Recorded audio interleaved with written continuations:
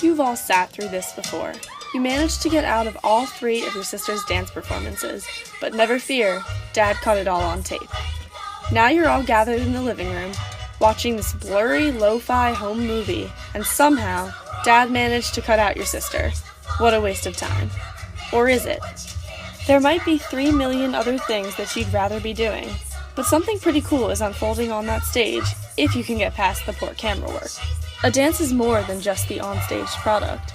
There are multiple steps involved that someone in the audience would never even imagine. A little bit more interested now? Yeah, I thought so. When a bunch of choreographers get together and decide to make a dance, the first thing they have to do is pick music.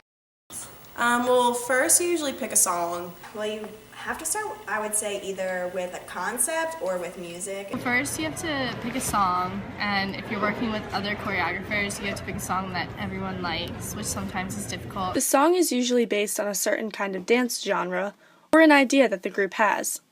In this case, it's musical theater. After the choreographers pick a song, the hard part begins. Actual choreography. Trails, so you end up so it's like we would start, then you would follow. Starting is usually the hardest part. The hardest part is the beginning and the end. The choreographers must meet at weird hours, in all different places, in order to get their work done. Sometimes it takes a few hours just to get 1 8 count down. Other times, things click. Choreographers dream up 8 count after 8 count in just a few minutes, and suddenly, a dance emerges. The time it takes to choreograph it and then the time it takes to teach it and make it presentable for an audience. It's a lot more meticulous than I think it comes across as. The next stage of creating a dance is actually teaching the choreography. The choreographers alternate in going through their work step by step. Dancers are invited to ask questions if they're confused. Slowly but surely, the group comes together in understanding, and a cohesive body of work emerges. Think that's it? Not even close.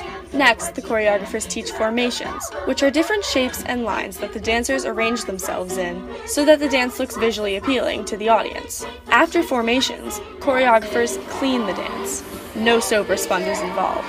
Right shoulder is kind of forward, and your left hand is like on your hip. Cleaning can be one of the hardest parts of the dance because no matter how many times you go through a movement, someone will always forget. When all of the dance team members have the movement in their muscle memory, it's time to drill the dance.